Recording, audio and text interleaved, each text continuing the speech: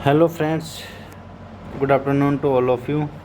साथियों, जैसा कि हम लगातार थ्योरी वाली क्लासेस आपके लिए लेके आ रहे हैं साथियों, लेकिन समय के अभाव के कारण जो है क्लास डेली नहीं हो पा रही है, क्योंकि क्लास का जो मैटर है उसको कंपाइल करने में काफ़ी समय लग रहा है साथियों, जिसकी वजह से मैं डेली क्लास नहीं ले पा रहा हूँ। साथियों, मैं चाहता तो मेरे पास जो ऑलरेडी तैयार मटेरियल है उसको मैं आपके सामने ला सकता था और उसी को जो है पढ़ा सकता था, लेकिन मुझे जो है मेरा लक्ष्य, मेरा उद्देश्य अलग है, क्योंकि मैं चाहता हूं कि आपको मैं वह मैटर पढ़ाऊं जो अभी तक आपने नहीं पढ़ा है और जो मैटर आप बुक से नहीं पढ़ सकते साथियों, है ना। बाकी जो मैटर बुक्स में है उसको पढ़ाने की कोई आवश्यकता नहीं है, क्योंकि आप आराम से इजीली बुक से पढ़ सकते हो। तो मेरा जो मोटिव है कि मैं आपके लिए वह कंटेंट लेके आऊँ जो आप बुक्स में नहीं पढ़ सकते, और जहाँ से क्वेश्चन पुटअप होने के अक्सर ज़्यादा चांस होते हैं और जहाँ से डायरेक्ट क्वेश्चन पुटअप किए जाते हैं। और आप कई बार एग्ज़ाम में देखते हैं कि ये क्वेश्चन हमारे लिए नया आ गया है, ये पढ़ाई नहीं कहाँ से आ गया। तो उस तरीके के मैं जो कंटेंट है वह आपके लिए लेके आ रहा हूँ, काफ़ी मेहनत करके और समय निकाल के। जैसे तैसे जॉब के साथ में आपको पता है कैसे कैसे समय निकाल सकता है आदमी, लेकिन फिर भी मैं आपके लिए समय निकाल के जो है आपके लिए बेस्ट कंटेंट जो है लेके आ रहा हूँ, ताकि आपको जब कोई एग्ज़ाम कंपटीशन फाइट करोगे और कंपटीशन में बैठोगे और आपको पेपर देखोगे, तो जब ऐसे क्वेश्चन जो नए तरीके के क्वेश्चन है वो लगेगा कि हाँ सर की क्लास जो पढ़ी है वहीं से आए हैं, तो आपको जो है उस चीज़ का अच्छे से अच्छा फ़ायदा मिल सके, है ना। यही मेरा उद्देश्य है, क्योंकि जो बाकी लोग बाकी जगह जैसे गाइड वगैरह में दिया हुआ मैटर है, वही अगर मैटर मैं आपके लिए बताऊंगा, वही पढ़ाऊंगा, तो फिर जो है मेरे यहाँ पे पढ़ाने का कोई ज़्यादा आपको बेनिफिट नहीं मिलेगा। लेकिन मेरा उद्देश्य विशेष रूप से शुरुआत से मैंने आपको कह दिया था कि मेरा उद्देश्य रहेगा आपको अधिक से अधिक ऐसा कंटेंट लेके आना जो कहीं नहीं आप पढ़े हो और ना पढ़ सकते हो। तो वैसा कंटेंट अच्छे अच्छे सोर्स मेरे पास है, वहाँ से मैं जो है आपके लिए चुनिंदा कंटेंट लेके आ रहा हूँ साथियों, है ना। और आप खुद को भी ऐसा लग रहा होगा सर जो पढ़ा रहे हैं काफ़ी डीपली पढ़ा रहे हैं, हमारे किस काम का। तो साथियों देखो, अगर आपको भीड़ से आगे निकलना है तो कुछ ऐसा कंटेंट पढ़ना पड़ेगा जो बाकी लोग नहीं पढ़ रहे हैं, ना। जो बाकी लोग नहीं पढ़ पा रहे हैं वो पढ़ेंगे, तब ही आप कंपटीशन फाइट कर पाओगे। अन्यथा आपको पता है अभी जो हाल ही में राजस्थान में वैकेंसी आने वाली है, सपोज़ करो एग्ज़ाम्पल लो उसी का उदाहरण, तो उसमें जो है आपके 500 पोस्ट होगी, लेकिन 500 पोस्ट के लिए मान के चलो 90,000 से लेके और 1 लाख फॉर्म जो है अप्लाई होने वाले हैं। तो आप देख लो एक पद के लिए कितने फॉर्म आने वाले हैं। तो इस तरीके के कंपटीशन को अगर आप भीड़ से अलग रख के टॉप 500 में आना चाहोगे तो उसके लिए आपको हट के कंटेंट पढ़ना पड़ेगा, क्योंकि बाकी गाइड्स वगैरह तो सब लोग पढ़ लेते हैं, लेकिन आपको वह कंटेंट पढ़ना पड़ेगा जो आपका सिलेक्शन करवाए। तो इसी को ध्यान में रखते हुए मैं आपके लिए ऐसी चीज़ें लेके आ रहा हूँ जो डायरेक्ट एग्जाम में पुटअप होने लायक हो, आपके लिए पहली बार जो आप पढ़ रहे हो। तो साथियों, ये मेरे कुछ प्लेटफॉर्म हैं जिनको आप फॉलो कर सकते हो। सबसे पहले टेलीग्राम का एक ग्रुप है जिसमें डेली क्यूज़ भी होती है, सुबह शाम 2 क्यूज़ होती है साथियों। तो इस पर क्लिक करोगे तो वो क्यूज़ खुल जाएगी आपके लिए, और जो है आप रीड आउट कर सकते हैं वहाँ पे, है ना। क्यूज़ डेली सुबह शाम दिन में और शाम को जो है क्यूज़ होती है, हिंदी इंग्लिश दोनों में होती है। तो आप क्यूज़ देके अपना परीक्षण सेल्फ पे परीक्षण कर सकते हैं। इसके अलावा मेरा व्हाट्सअप ग्रुप है, अगर कोई भी समस्या आती है इस ग्रुप में मैं नए नए कंटेंट भी डालता रहता हूँ। कोई भी समस्या आती है तो आप ग्रुप में कमेंट भी कर सकते हैं। इसके अलावा ये इंस्टाग्राम है, इंस्टाग्राम पे आप फॉलो कर सकते हैं। इसके अलावा फेसबुक है, और फेसबुक पे ही एक जो है अपने लाइब्रेरी का ग्रुप बना रखा है, तो उसमें भी आप फॉलो कर सकते हैं। वहाँ भी मैं कंटिन्यू जो है कंटेंट डालता रहता हूँ। आने वाले समय पे काफ़ी अधिक आपको कंटेंट यहाँ देखने को मिलेगा साथियों, है ना। तो आज का जो टॉपिक है, हम बात कर रहे हैं आज के टॉपिक की, तो national digital library of India की जो क्लास है वह हम आपके लिए लेके आए हैं साथियों। तो आज बात करेंगे राष्ट्रीय जो डिजिटल पुस्तकालय भारत का, उसकी, है ना। तो सबसे पहले बात करें तो इसका लोगो ये है साथियों, ये ध्यान में रखना है। इससे आपको एक इमेज क्रिएट हो जाएगी आपके माइंड में कि हमारी नेशनल डिजिटल लाइब्रेरी का लोगो कैसा है। तो ये आपके लोगो है नेशनल डिजिटल लाइब्रेरी का। अब बात करें कि नेशनल डिजिटल लाइब्रेरी का प्रमुख रूप से किस चीज़ को रेफ़र करती है, तो साथियों ध्यान रखना, सबसे मुख्य जो है 6 फील्ड में ये रेफर, 6 क्षेत्रों में, है ना। तो ये 6 क्षेत्र कौन कौन से, डायरेक्ट एग्जाम में भी आपको पूछा जा सकता है। बहुत ही मतलब आसान लेवल का क्वेश्चन आपके लिए आ सकता है, लेकिन आप अगर इनको नहीं पढ़ पाओगे और ये नहीं देखोगे तो आपको बुक्स में ये नहीं मिलने वाला है ना। ये 6 फील्ड कौन से हैं नेशनल डिजिटल लाइब्रेरी, प्रमुख रूप से इन 6 फील्ड को ये रेफ़र करता है ना। तो एक तो स्कूल एजुकेशन को, किसको, हमारा जो विद्यालय शिक्षा है उसको, एक उच्च अध्ययन को, इसके अलावा रिसर्च एजुकेशन को, और कैरियर डेवलपमेंट को, कल्चरल आर्चिव को, और न्यूज़पेपर आर्चिव को। तो ये 6 फील्ड में यह national digital library of India जो है कार्य करती है। तो ये 6 के 6 फील्ड हमारे को ध्यान में रखना है। इसके अलावा साथियों जो है national digital library of India का ध्येय क्या है, your library in your pocket. तो ये आपको पूछा जा सकता है कि your library in your pocket किसका वाक्य है, किसका ध्येय है। तो ये national digital library of India का जो है आदर्श वाक्य है। तो ये भी आपको ध्यान में रखना है। क्या है इसका आदर्श वाक्य, your library in your pocket, यानी आपका पुस्तकालय आपकी जेब में। तो ये क्या है, जेब में किस लिए, क्योंकि आप नेशनल डिजिटल लाइब्रेरी को आप मोबाइल में ओपन कर सकते हो, मोबाइल कहाँ रख सकते हैं, जेब में। तो इस तरीके से क्या है, योर लाइब्रेरी आपका पुस्तकालय आपकी जेब में। तो ये है national digital library of India का आदर्श वाक्य है ना। आगे बात करें साथियों, तो national digital library of India है ना, जिसको हम कहते हैं NDLI। तो हम ध्यान रखना, अब मैं इस वीडियो में आगे जब भी आपको NDLI बोलूँ तो इसका मतलब है national digital library of India ना। इसके फुल फॉर्म भी आपको ध्यान में रखनी है, डायरेक्ट एग्जाम में पूछी जा सकती है साथियों। आगे बात करें तो national digital library of India किसके अधीन काम करती है, तो ये शिक्षा मंत्रालय भारत सरकार है ना। किसकी परियोजना है, शिक्षा मंत्रालय भारत सरकार के द्वारा प्रायोजित एक परियोजना, शिक्षा मंत्रालय भारत सरकार द्वारा। जबकि national digital library of India की वेबसाइट की बात करें तो ये IIT जो खड़गपुर है उसके द्वारा निर्मित है।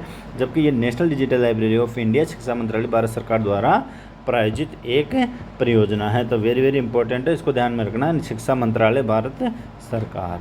आगे बात करेंगे साथियों, तो देखो IIT यानी भारतीय प्रौद्योगिकी संस्थान यानी Indian institute of technology Kharagpur द्वारा विकसित यह सरकार की प्रगति के लिए national mission in education through information and communication technology सबसे महत्वपूर्ण पहल है। यानी यह पहल, इस पहल के तहत कौन सी पहल के तहत डेवलप किया गया है इसको, तो national mission in education through information and communication technology. तो ये आपको एग्ज़ाम में पूछा जा सकता है।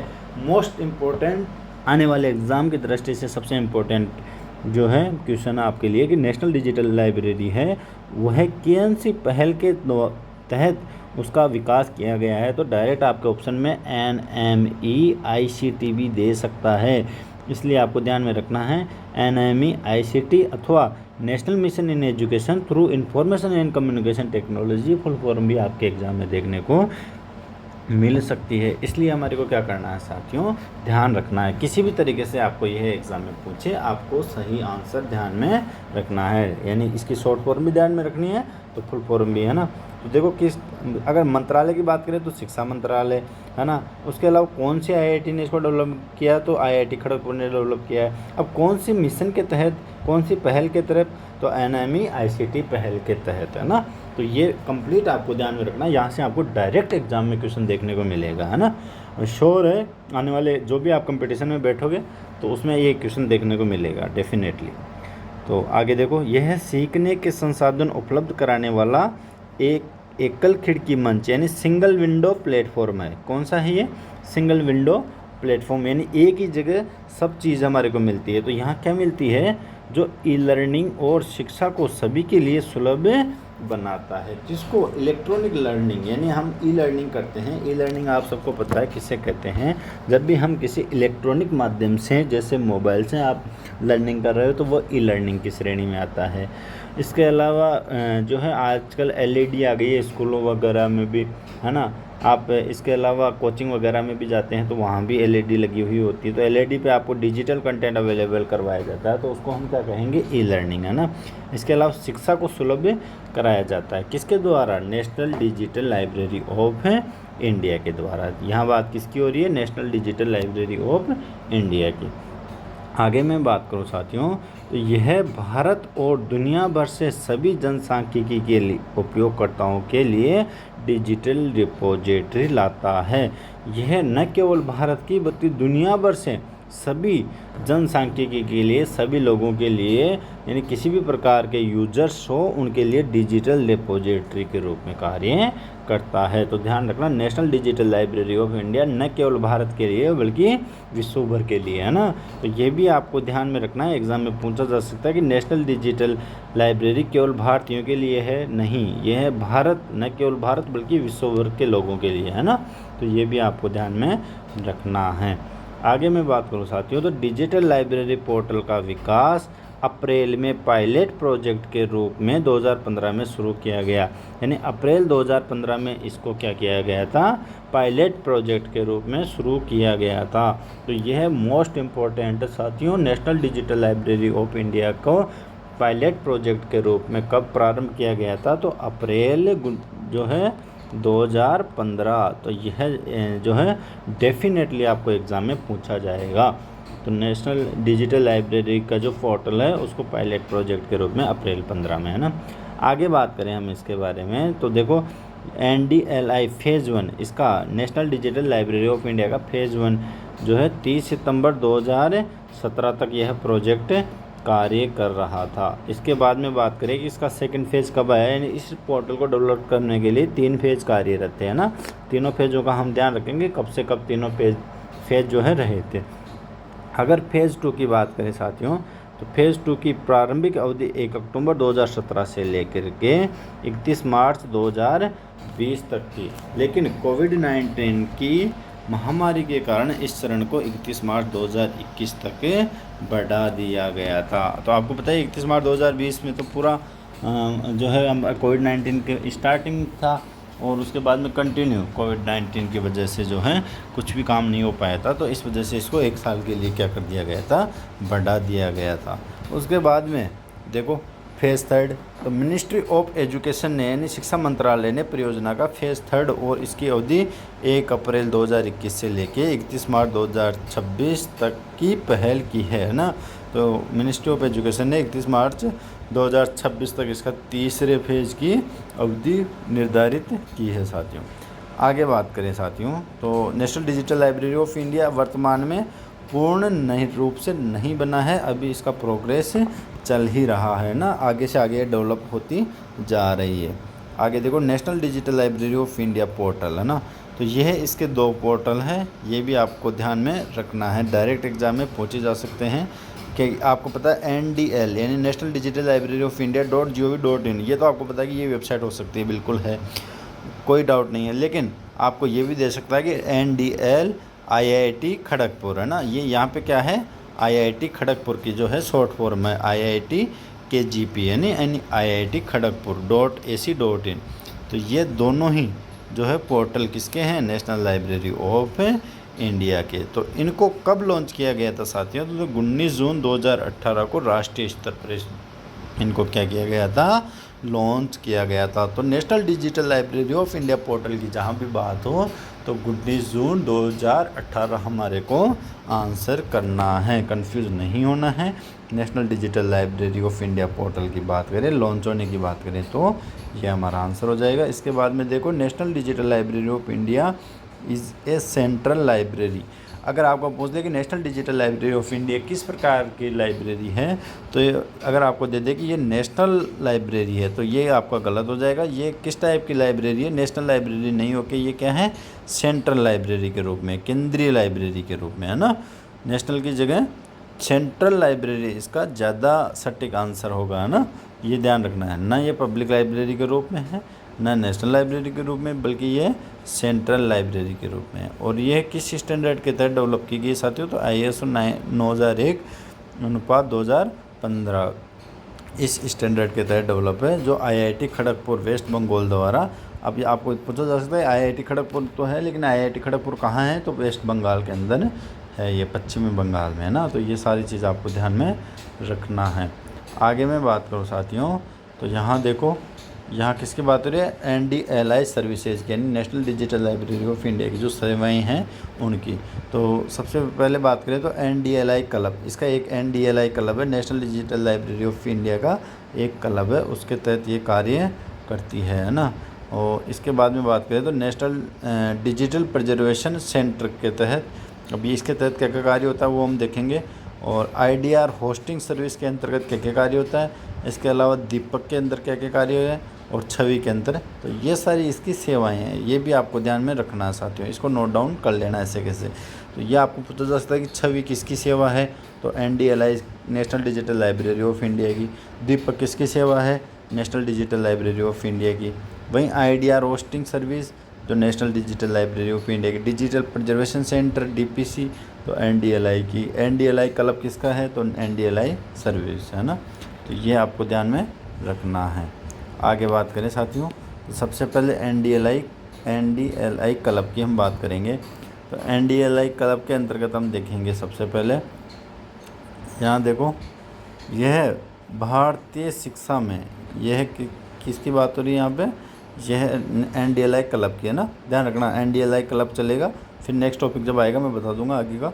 तो यह भारतीय शिक्षा में आदर्श बदलाव की दिशा में एक एकल खिड़की प्रतियोगिताओं, प्रशिक्षण सत्रों और कार्यशालाओं के माध्यम से शिक्षार्थियों को शामिल करने और NDLI के विशाल संसाधनों के प्रभावी उपयोग को बढ़ावा देने की एक पहल है ना।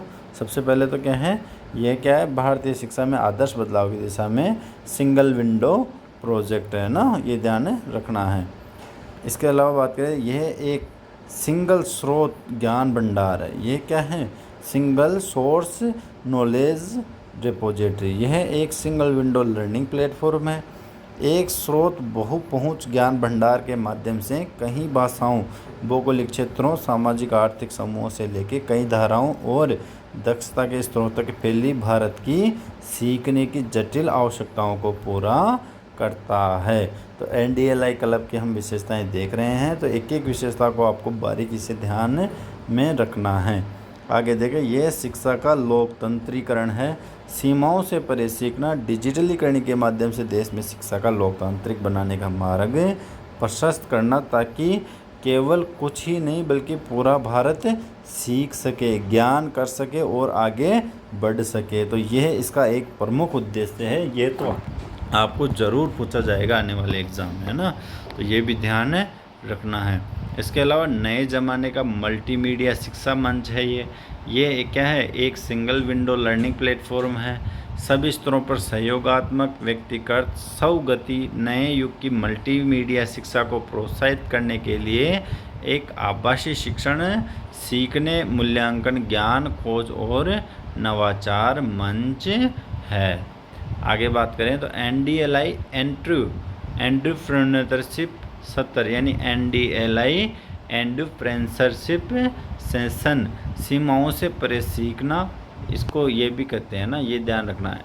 NDLI एंटरप्रेन्योरशिप सेशंस है ना, सीमाओं से परे सीखना, यानी इसकी कोई लिमिट नहीं है कि यहाँ तक कि केवल राजस्थान वाले ही इसको सीख सकते हैं, ऐसी लिमिट नहीं है। इसको यूपी वाले भी सीख सकते हैं, तो इसको केरल वाले भी सीख सकते हैं, इसको जम्मू वाले भी सीख सकते हैं, तो इसको सिक्किम वाले भी सीख सकते हैं। तो इसके जो है कोई लिमिट नहीं है, देश का कहीं भी किसी भी कोने से हम यहाँ से सीख सकते हैं। शिक्षार्थियों को NDLI के डिजिटल संसाधनों का उपयोग करने के लिए प्रोत्साहित करके शिक्षा क्षेत्र में उद्यमिता को बढ़ावा देने का प्रयास है।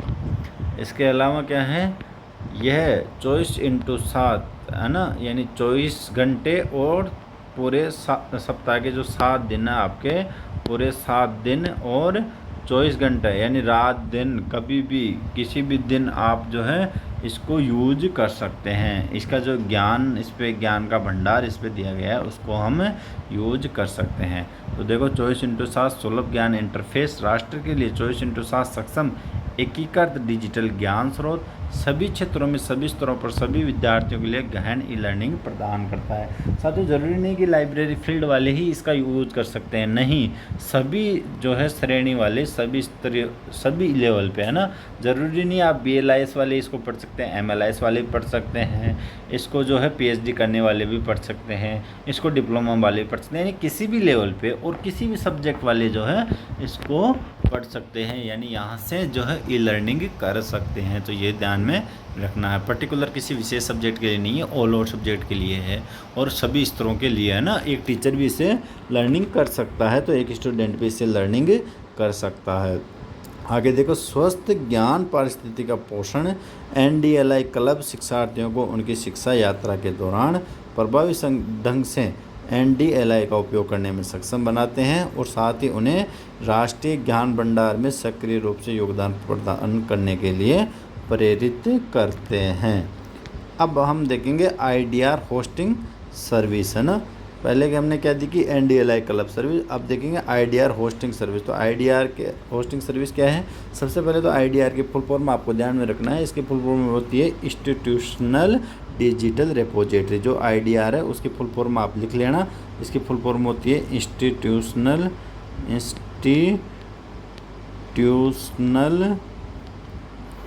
डिजिटल रिपोजिटरी, है ना। तो ये आपको ध्यान में रखना है साथियों। इंस्टीट्यूशनल डिजिटल रिपोजिटरी इसकी फुल फॉर्म होती है ना, IDR। ये आपको डायरेक्ट एग्जाम में पूछी जा सकती है कि IDR की फुल फॉर्म क्या होती है, ये ध्यान में रखना है साथियों। नेशनल डिजिटल लाइब्रेरी का प्रत्येक पॉइंट हमारे लिए बहुत इंपॉर्टेंट है, यहाँ से हर एग्जाम में एक क्वेश्चन पूछा जाता है। अब देखो, IDR होस्टिंग सर्विस, IDR या institutional digital repository digital library में एक महत्वपूर्ण भूमिका निभाता है। ये किसी संस्थान के बौद्धिक आउटपुट जैसे शोध पत्र, बौद्धिक आउटपुट क्या होता है? जो अपनी नॉलेज को बढ़ाता है, ऐसा आउटपुट। जैसे शोध पत्र, रिसर्च पेपर हो गया, थीसिस हो गया, है ना, शोध प्रबंध हो गया, रिपोर्ट हो गया, अन्य विद्वतापूर्ण यानी जो विद्वान यानी स्कॉलरशिप कार्यों को संग्रहित करने, संरक्षित करने और उन तक पहुंच प्रदान करने के लिए एक केंद्रीकृत मंच के रूप में कार्य करता है। यानी ये सारे क्या होते हैं साथियों? आपने देखा होगा PhD करने वाला क्या करता है? ज्ञान की खोज करता है, नए नए विषयों के ऊपर शोध होते हैं, तो वो नई नई चीज़ जो है निकाल के लाते हैं किसी भी चीज़ पे शोध करके, है ना। तो यानी क्या, वो क्या करते हैं? ज्ञान को बढ़ाते हैं। तो ये क्या है? IDR यानी इंस्टीट्यूशनल डिजिटल रिपोजिटरी। तो संस्थागत कोई भी अगर PhD कर रहा है तो उसका रिसर्च पेपर हो, थीसिस हो, रिसर्च उसका मैनेजमेंट हो, रिपोर्ट हो, जो है जो क्या करता है, ये सारी इस पर जो है अपलोड की जाती है। किस पे? IDR होस्टिंग सर्विस पे, यानी इंस्टीट्यूशनल डिजिटल रिपोजिटरी पे। अब हम आगे देखेंगे साथियों, डिजिटल पुस्तकालयों में IDR किसी संस्थान के विद्वतापूर्ण आउटपुट को संरक्षित करने और साझा करने के लिए एक महत्वपूर्ण संसाधन के रूप में कार्य करता है। तो IDR किस रूप में कार्य करता है साथियों? डिजिटल पुस्तकालयों में किसी संस्थान के विद्वतापूर्ण यानी स्कॉलर जो आउटपुट होता है, यानी जो PhD वगैरह करते हैं उनके जो आउटपुट आता है, यानी जो PhD करके जो अपना आउटपुट देते हैं, जो भी स्कॉलर्स होते हैं वो अपना आउटपुट देते हैं कि हाँ मैंने ये मेरा रिसर्च पेपर है, ये मेरी थीसिस है, ये मेरा जो है शोध प्रबंध है, डिसर्टेशन जिसे हम इंग्लिश में कहते हैं, या रिपोर्ट जो भी करते हैं, तो उनको क्या कहें? IDR में जो है ये क्या करते हैं? उनको रिजर्व करते हैं, सुरक्षित करते हैं उनको, है ना, कि ताकि आने वाली पीढ़ी क्या है उसका यूज कर सके। यह सहयोग को बढ़ावा देता है, अतः अंतर विषय अनुसंधान की सुविधा देता है, यानी इंटरडिसिप्लिनरी रिसर्च की भी यह सुविधा देता है, और मूल्यांकन बौद्धिक योगदान को अधिक सुलभ बनाकर वैश्विक ज्ञान पारिस्थितिक तंत्र में यह क्या करता है? योगदान करता है। आगे बात करेंगे साथियों DPC की, यानी डिजिटल प्रिजर्वेशन सेंटर, यानी जो डिजिटल संरक्षित केंद्र है उसकी। तो डिजिटल संरक्षण केंद्र, इसकी फुल फॉर्म DPC की एक तो फुल फॉर्म ध्यान में रखना है कि DPC की फुल फॉर्म होती है डिजिटल संरक्षण केंद्र, है ना, हिंदी में, और इंग्लिश में होगी डिजिटल प्रिजर्वेशन सेंटर। इसने NDLI ने 2019 में साल्ट लेक में अपना स्वयं का डिजिटल संरक्षण केंद्र स्थापित किया है। तो ये जो है NDLI का डिजिटल संरक्षण केंद्र कहाँ है? तो ये साल्ट लेक है। साल्ट लेक कहाँ है? आप सबको पता है, कोलकाता में, है ना। साल्ट लेक कहाँ है? कोलकाता में। तो NDLI ने अपना डिजिटल संरक्षण केंद्र कहाँ स्थापित किया गया है? साल्ट लेक में। आपको किसी भी गाइड में कहीं भी नहीं मिलेगा, कोई नहीं पढ़ाएगा साथियों, जो मैं आपके लिए लेके आ रहा हूँ। तो ये क्वेश्चन आपको अभी तक ना तो किसी एग्ज़ाम में देखने को मिला है, ना गाइड में देखने को, क्योंकि गाइड वाले तो क्या है, जब एग्ज़ाम में आ जाता है उसके बाद वो प्रिंट करते हैं। तो हमारे यहाँ पे क्या मिल रहा है आपको कि इसका जो है केंद्र कहाँ है? साल्ट लेक में। तो मैंने एग्ज़ाम में आने वाला क्वेश्चन आपको पहले ही बता दिया इसका आंसर। अब आपको ध्यान में रखना है, कभी भी किसी भी एग्ज़ाम में उठा के पूछ लेगा आपको कि NDLI ने अपना डिजिटल संरक्षण केंद्र कहाँ स्थापित किया हुआ है? तो साल्ट लेक कोलकाता में। और कब? तो 2019 में, है ना। कम पूछेगा? साल्ट लेक स्थान का नाम ज़्यादा महत्वपूर्ण है। आगे देखो साथियों, सबसे पहले प्रेसिडेंसी एल्यूमिनी एसोसिएशन की सामग्री को डिजिटलित किया गया ना। तो इसके द्वारा, किसके द्वारा, डिजिटल प्रोविजन सेंटर जो साल्ट लेक में स्थापित किया गया है NDLI के द्वारा, उसके द्वारा सबसे पहले कौन सी सामग्री को डिजिटलीकृत किया गया है, तो प्रेसिडेंसी एल्यूमिनी एसोसिएशन की सामग्री को, है ना, और NDLI में एकीकृत किया गया। इसमें कुछ दिलचस्प सामग्री है, जैसे अब देखो कुछ इंपॉर्टेंट सामग्री कौन कौन सी है, तो प्रेसिडेंसी कॉलेज रजिस्टर, यानी 1858 से 1925 तक के स्नातकों की सूची। ये ज़्यादा काम के नहीं है आपके, है ना, ये तो नॉर्मल ठीक है, मैंने थोड़ा अच्छा कंटेंट था इसलिए, क्योंकि सुभाष चंद्र बोस की कविता वगैरह। प्रेसिडेंसी कॉलेज के पहले स्नातकों में एक बंकिम चंद्र चट्टोपाध्याय की 58 से 59 की कक्षा के उपस्थिति रिकॉर्ड में अनुपस्थिति दर्ज किया गया है ना। तो ये सारा रिकॉर्ड जो है इसमें था, और ये नेशनल दृष्टि से इम्पोर्टेंट था, इसलिए मैंने आपके सामने ला के आया। बाकी एग्ज़ाम दृष्टि से कोई खास इम्पोर्टेंट नहीं है।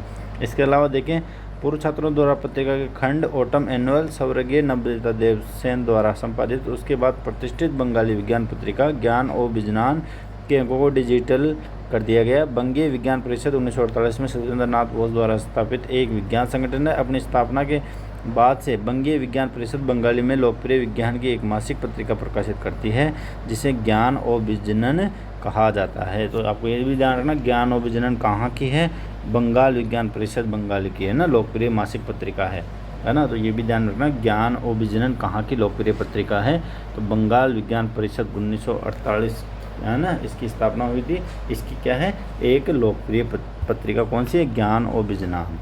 तो इसका डिजिटल किसने किया है, इसको भी किसके, अपने डिजिटल संरक्षण के अंदर NDLI ने, है ना। तो ज्ञान और विजनन अभी तक किसी भी एग्जाम में नहीं आया, लेकिन आपके एग्जाम पूछा सकता है, ज्ञान और विजनन, है ना। तो ये बंगीय विज्ञान परिषद की पत्रिका है, ये आपको ध्यान में रखना है। NDLI वर्तमान में 1948 से 2020 तक विज्ञान पत्रिका के सभी अंकों की मेज़बानी कर रहा है। तो ज्ञान और विजनन जो पत्रिका है, इसकी मेज़बानी भी NDLI कर रहा है 1948 से लेकर 2020 तक। तो ये भी आपको ध्यान रखना है ना, ज्ञान और विजनन किसकी पत्रिका है, ये भी आपको एग्जाम में पूछा जा सकता है कि ये किसकी है, NDLI की, है ना, ज्ञान और विजनन वर्तमान में।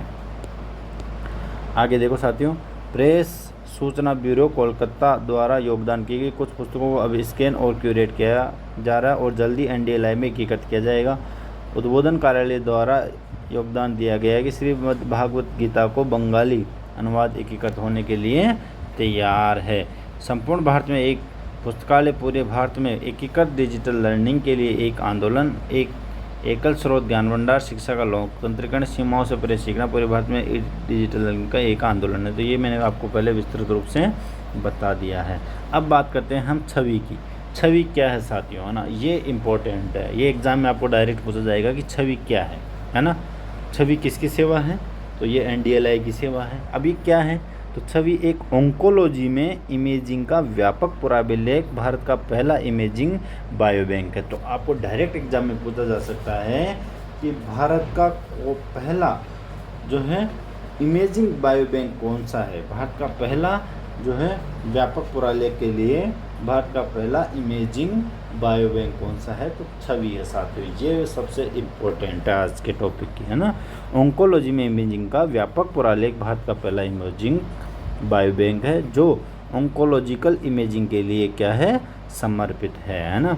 ऑन्कोलॉजी एक ऐसा अनुशासन है जो न केवल निदान के लिए बल्कि थेरेपी और पोस्ट थेरेपी अनुवर्ती कार्रवाई के लिए भी इमेजिंग पर बहुत अधिक निर्भर है। वैसे आपको पता है, छवि जो शब्द है उससे पता चलता है कि किसी भी चीज़ की छवि, है ना, यानी इमेज।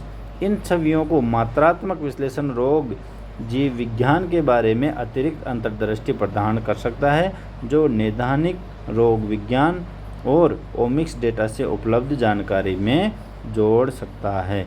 छवि बैंक, यह क्या है, एक बैंक है, किसका, इमेजिंग बायोबैंक, है ना। ये बहुत ही इंपॉर्टेंट क्वेश्चन है साथियों, डेफिनेटली आपको आने वाले एग्जाम में देखने को मिलेगा। इसको किसी भी तरीके से आपको मिस नहीं करना है, भूलना नहीं है।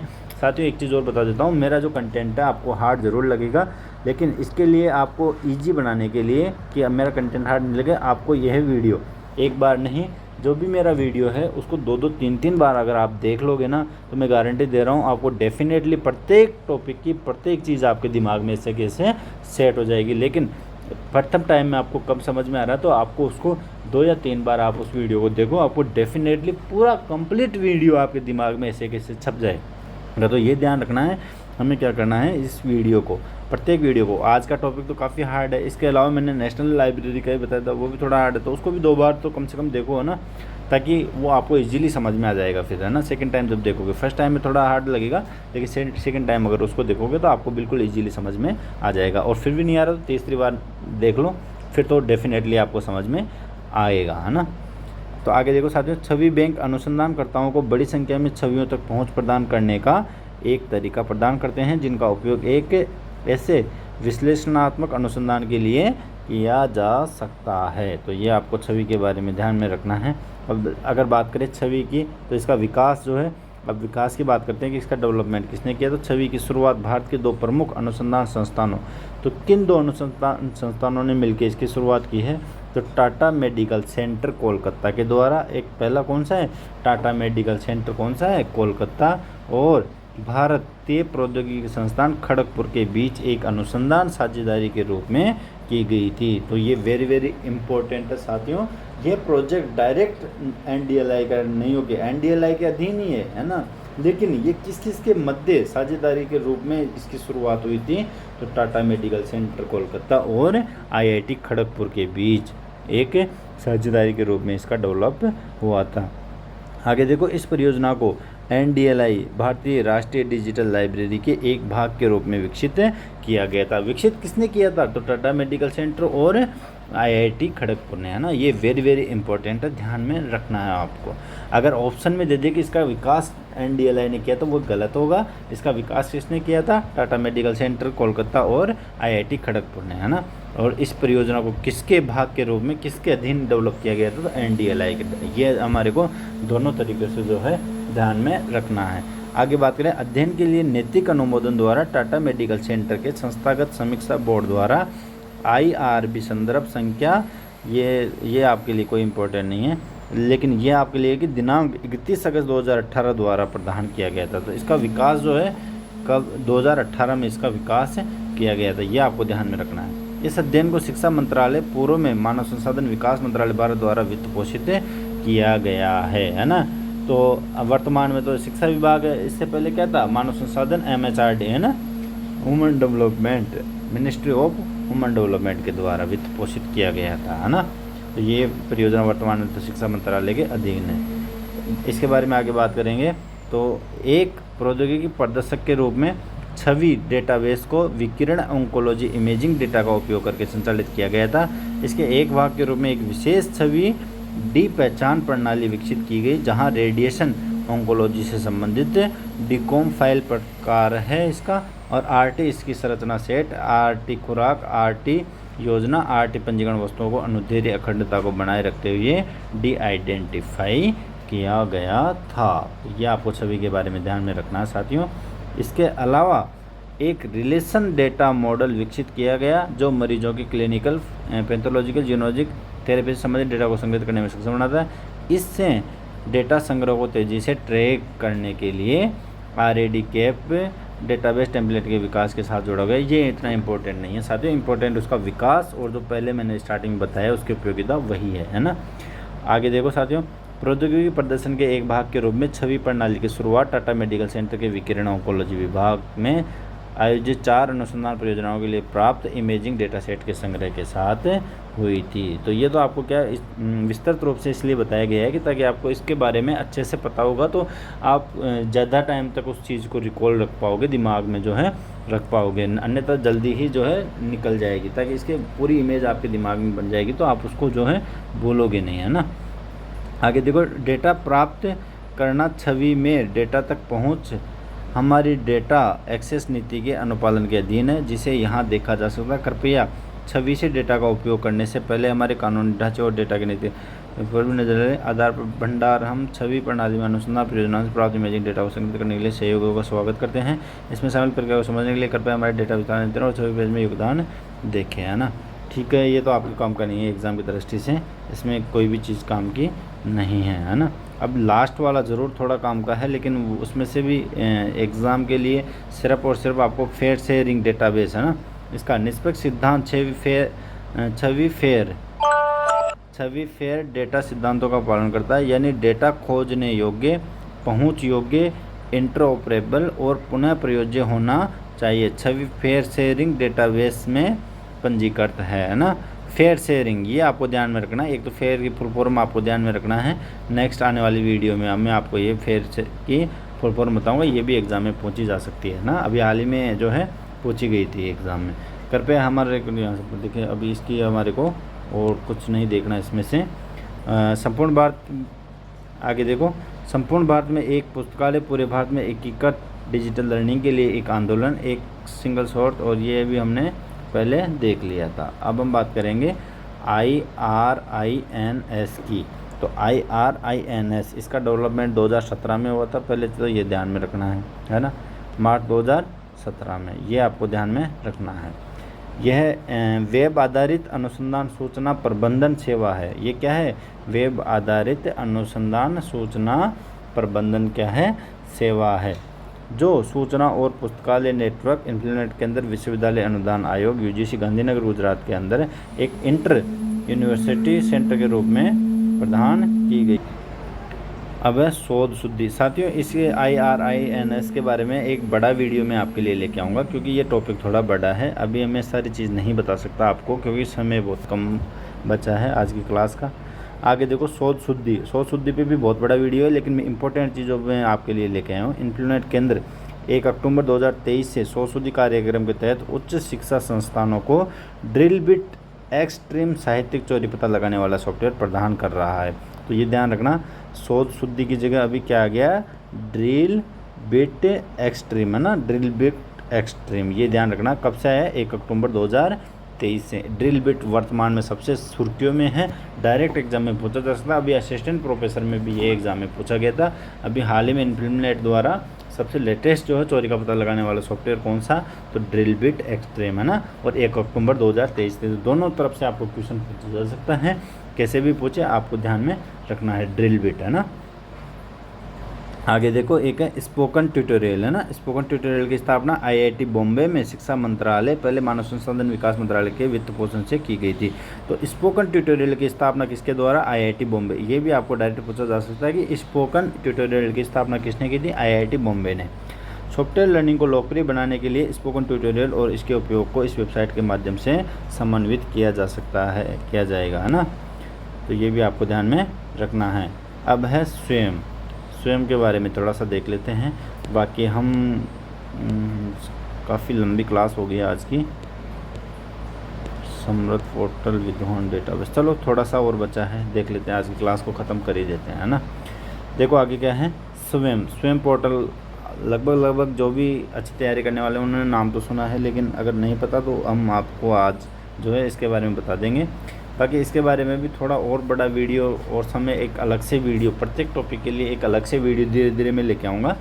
एक बार क्या है, हाल ही में जो नेट का एग्ज़ाम होने वाला है और अन्य जो कंपटीशन के एग्ज़ाम होने वाले हैं, उसके लिए मैं जो है एक बार कंप्लीट कोर्स आपको जो है करवा देता हूँ, प्रत्येक यूनिट का, प्रत्येक टॉपिक का। उसके बाद में पर्टिकुलर जो भी टॉपिक होगा, जो विस्तृत टॉपिक होगा, उस पर अलग से वीडियो लेके आएंगे, ताकि उस टॉपिक में से कोई भी क्वेश्चन कहीं से भी किसी भी एग्ज़ाम में पूछ लो, और कोई कहीं से भी जो आप आज तक कहीं भी सुना ही नहीं हो, उस तरह का कंटेंट जो है प्रत्येक टॉपिक पे लेके आऊँगा। लेकिन उसमें थोड़ा टाइम लगेगा, क्योंकि लंबा वीडियो बनेगा, और प्रत्येक टॉपिक के लिए कम से कम 1-1, 1.5 घंटे, 2-2 घंटे का वीडियो जो है बनाएंगे, है ना।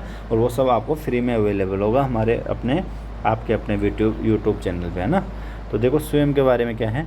स्वयं भारत सरकार द्वारा शुरू किया गया एक कार्यक्रम है, और इसे शिक्षा नीति के 3 प्रमुख सिद्धांत यानी पहुंच, समानता और गुणवत्ता को प्राप्त करने के लिए डिजाइन किया गया है। तो सबसे पहले तो ये ध्यान रखना है, ये 3 सिद्धांत पे कार्य करता है। सबसे पहला है पहुंच। सबसे पहला क्या है? पहुंच यानी एक्सेस, समानता और गुणवत्ता। ये वेरी इंपॉर्टेंट है साथियों। डायरेक्ट आपको पूछा जा सकता है एग्जाम में कि स्वयं जो है भारत सरकार द्वारा एक कार्यक्रम शुरू किया गया, जो शिक्षा नीति की किन 3 सिद्धांतों का पालना करता है। गारंटी दे रहा हूँ, डेफिनेटली एग्जाम में ऐसा कैसा पूछा जाएगा। कौन सा?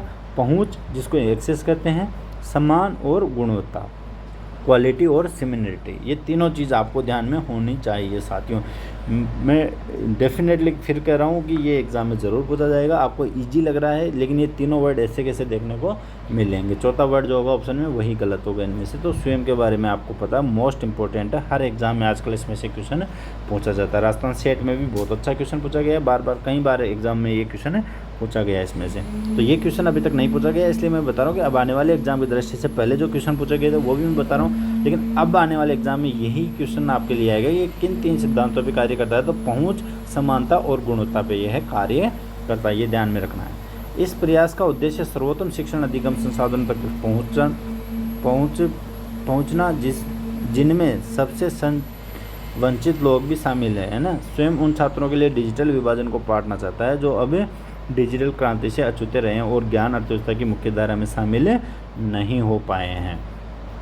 अब बात करें आगे, तो स्वयं पर होस्ट किए गए 4 पाठ्यक्रम कौन कौन से हैं? तो सबसे पहले वीडियो व्याख्यान है ना, विशेष रूप से तैयार की गई पठन सामग्री जिसे डाउनलोड और प्रिंट किया जा सकता है। परीक्षण और क्विज के माध्यम से स्वयं मूल्यांकन परीक्षण। और चौथा, क्लियरिंग के लिए एक ऑनलाइन चर्चा मंच संदेश। चारों के चारों ऑप्शन जो है आपके राजस्थान सेट में ऐसे कैसे पूछा गया था। इसके अलावा वेस्ट बंगाल में भी है, वेस्ट बंगाल में भी पूछा गया है, तो कई सारे एग्जाम्स में पूछा गया है। ये चारों पाठ्यक्रम आपके दे देते हैं, थोड़ा सा इनमें उलटफेर कर देते हैं किसी न किसी में, और ऐसे कैसे पूछ लेते हैं कि इनमें से कौन कौन से सही है और कौन सा गलत है। तो आपको चारों के चारों को नोट डाउन करना है, अच्छे से ध्यान रखना है। ये चारों के चारों, सबसे पहले वीडियो, फिर क्या है, फिर उनको डाउनलोड किया जा सकता है, प्रिंट किया जा सकता है, जो पठन सामग्री है उसको, है ना, किसको, पठन सामग्री को। और तीसरा है स्व मूल्यांकन परीक्षण। इंपॉर्टेंट चीज़ क्या क्या ध्यान रख सकते हो, एक तो वीडियो, फिर है पठन सामग्री को डाउनलोड या प्रिंट, फिर है स्वयं मूल्यांकन परीक्षण, और सबसे लास्ट में ऑनलाइन चर्चा मंच, है ना। ये आपको ध्यान में रखना है। इनमें ये प्रमुख रूप से बिंदु है जो आपको विशेष रूप से कैसे कैसे याद नहीं रहता, तो इनको ध्यान रखना है। पहले में क्या आएगा, वीडियो, दूसरे में क्या आएगा, पठन सामग्री जिसे डाउनलोड किया जा सकता है, तो तीसरे में क्या आएगा, सेल्फ इवेल्युएशन, है ना, और सबसे लास्ट में क्या है, ऑनलाइन चर्चा मंच। ये आपको ध्यान में रखना है ना, ज़्यादा नहीं रहता, इतना तो रख ही सकते हो। तो ये आपको डेफिनेटली एग्जाम में कई बार पूछा जा सकता है, आने वाले एग्जाम में पूछा जा सकता है। नए क्वेश्चन जो मैंने बता दिया पहले क्या बनेगा, अगर पुराना पूछेगा तो यही पूछेगा। इसके अलावा क्या है, 9 राष्ट्रीय समन्वयक नियुक्त किए गए हैं, किसके, स्वयं के। अब वह 9 कौन कौन से हैं, वे हैं स्वनिर्देशित और अंतर्राष्ट्रीय पाठ्यक्रमों के लिए AICTE यानी जो है भारतीय तकनीकी शिक्षा परिषद। इसके अलावा इंजीनियरिंग के लिए NPTEL यानी प्रौद्योगिकी संवर्धित शिक्षण पर राष्ट्रीय कार्यक्रम। गैर तकनीकी स्नातकोत्तर शिक्षा के लिए UGC, स्नातक शिक्षा के लिए CEC यानी कंसोर्टियम फॉर एजुकेशनल कम्युनिकेशन, स्कूली शिक्षा के लिए NCERT, और स्कूली शिक्षा के लिए NIOS, है ना, जो national open school education institute है। स्कूल न जाने वाले छात्रों के लिए IGNOU, और प्रबंधन अध्ययन के लिए IIMB यानी भारतीय प्रबंधन संस्थान बेंगलोर। शिक्षण प्रशिक्षण कार्यक्रमों के लिए NITTR यानी राष्ट्रीय तकनीकी शिक्षण प्रशिक्षण और अनुसंधान संस्थान। तो ये क्या है, 9 इसके कोऑर्डिनेशन सेंटर है ना। तो ये 9 के 9 आपको ध्यान में रखना। आने वाले एग्जाम में कैसे पूछेगा कि इनमें से कोई 3 दे देगा और एक इनके अलावा दे देगा, कोई से भी 3 दे सकता है और अलग भी कोई सा भी दे सकता है, या फिर ऐसा कर सकता है जैसे 9 है तो 3 ऑप्शन में तो 3 दे देगा, चौथे में कोई 3 अलग दे देगा, है ना। तो वैसे आपको पूरे के पूरे सेंटर जो है ध्यान में रखना है। एग्ज़ाम में इनमें से भी पूछा जा सकता है, क्योंकि अभी तक ज़्यादातर एग्ज़ाम में यही पूछा गया। आने वाले एग्ज़ाम्स में या तो ये पूछेगा या जो मैंने पहले बताया था 3 प्रमुख सिद्धांत वो है ना। आगे बात करें साथियों, तो स्वयं प्रभा 40 डिजिटल, अब स्वयं प्रभा की बात हो रही है यहाँ पे, स्वयं प्रभा ना, स्वयं प्रभा, ये थोड़ा टाइपिंग मिस्टेक, यहाँ स्पेस है, स्वयं प्रभा ना, स्वयं प्रभा की यहाँ बात हो रही है।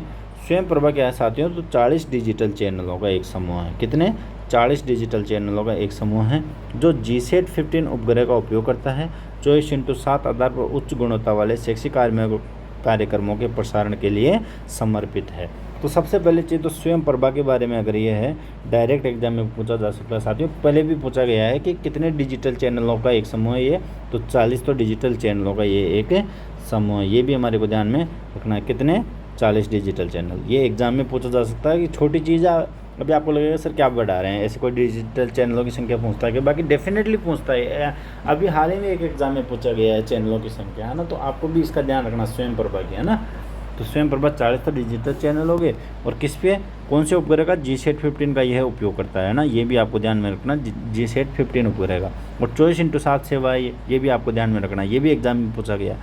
अब देखो आगे, हर दिन कम से कम 4 घंटों के लिए नई सामग्री होगी जिसे एक दिन में 5 बार दोहराया जाएगा, जिससे छात्र अपनी सुविधा के अनुसार स्वयं चुन सके। चैनल BISAGN गांधीनगर से अपलिंक किए गए हैं। तो ये भी ध्यान रखना इसके चैनल कहाँ से अपलिंक किए गए हैं, तो BISGN गांधीनगर से। सामग्री IIT UGC CEC इग्नू द्वारा प्रदान की जाती है। तो इसकी जो कंटेंट है वो कहाँ से अवेलेबल करवाए जाते हैं, तो IIT UGC CEC और इग्नू से। इन्फोनेट केंद्र वेब पोर्टल का रखरखाव करता है। तो इस वेब पोर्टल का किसका, स्वयं प्रभा का रखरखाव कौन करता है, तो इन्फोनेट केंद्र है ना जो अपना कहाँ पे है, गांधीनगर में, वह क्या करता है, इस पोर्टल का रखरखाव करता है। तो स्वयं प्रभा का रखरखाव भी जो है आपको डायरेक्ट एग्जाम में पूछा जा सकता है। तो कौन करता है साथियों, इन्फोनेट केंद्र, अब हमारा गांधीनगर वाला। अब आगे बात करेंगे साथियों किसकी, इंटरेक्टिव वॉइस रेस्पॉन्स सिस्टम यानी कि IVRS। तो इसकी एक तो फुल फॉर्म आपको ध्यान में रखनी है, एग्जाम में डायरेक्ट पूछा जा सकता है कि IVRS की फुल फॉर्म क्या होती है, इंटरेक्टिव वॉइस रेस्पॉन्स सिस्टम, है ना, इंटरेक्टिव वॉइस रेस्पॉन्स सिस्टम। अब ये क्या है तो देखेंगे, वर्चुअल लैब परियोजना, ये क्या है, वर्चुअल लैब परियोजना सूचना और संचार प्रौद्योगिकी के माध्यम से शिक्षा पर राष्ट्रीय मिशन के तत्वाधान में भारत सरकार के शिक्षा मंत्रालय की एक पहल है। तो ये भी ध्यान में रखना कि ये जो मैंने बताया IVRS है ना, ये किसके अधीन है, तो हमने जब पहले भी बताया था NMEICT के अधीन, यानी नेशनल डिजिटल लाइब्रेरी भी इसी के अधीन है, तो IVRS भी इसी के अधीन है, ये आपको ध्यान में रखना है। आगे बात करें साथियों, तो यह परियोजना बाहर भाग लेने वाले संस्थानों की एक संघ गतिविधि है और IIT दिल्ली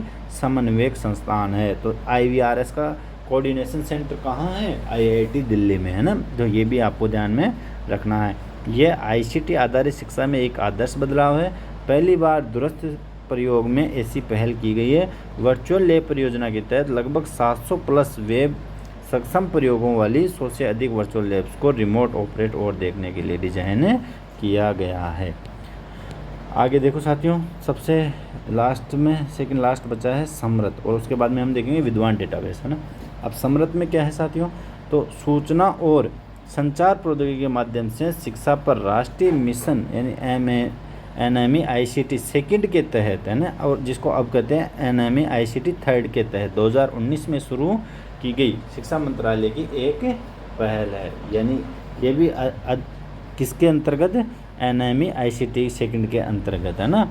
तो शिक्षा मंत्रालय के द्वारा ही एक पहल है जिसका उद्देश्य, अब समृत का उद्देश्य क्या है साथियों, जिसका उद्देश्य विश्वविद्यालय और उच्च शिक्षा संस्थानों को सक्षम बनाना। ध्यान रखना, वेरी वेरी इंपॉर्टेंट है, समृत पोर्टल जो है इसको डेवलप करने का मुख्य उद्देश्य क्या है समृत का, तो इसका उद्देश्य सिर्फ और सिर्फ यूनिवर्सिटी और हायर एजुकेशन जो इंस्टीट्यूट है उनको सक्षम बनाना, न कि कॉलेजों को, है ना। आप ध्यान में रखना, यहाँ पे क्या है, ये वर्ड ध्यान रखना, विश्वविद्यालय और उच्च शिक्षा संस्थानों को, न कि स्कूल शिक्षा को तो आपको बिल्कुल नकार देना है। यहाँ अगर स्कूल शिक्षा आ जाए तो उसको नकार देना, सिर्फ और सिर्फ किसको, यूनिवर्सिटी और उच्च शिक्षा संस्थानों को। तो उच्च शिक्षा में अगर हम बात करें कि कॉलेज की, तो कॉलेज इसमें इंक्लूड हो सकता है साथियों, है ना।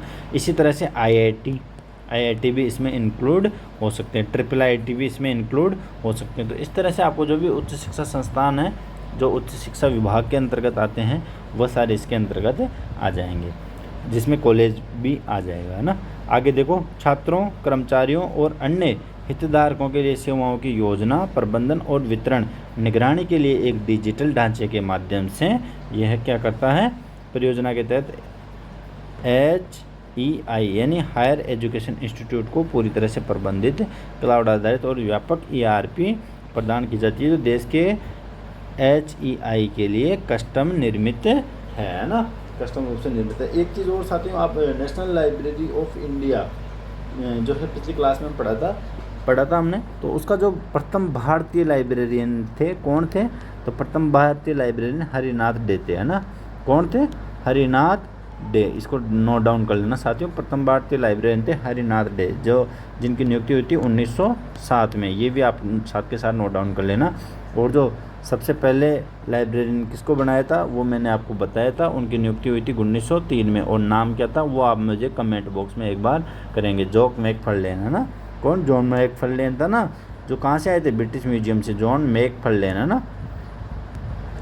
और कहाँ से आए थे, ब्रिटिश म्यूजियम। ब्रिटिश म्यूजियम में किस पोस्ट पे थे? तो असिस्टेंट थे वो, है ना। और यहाँ पे किस रूप में? लाइब्रेरियन के रूप में उनको नियुक्त किया गया था, है ना। तो ये ध्यान रखना है।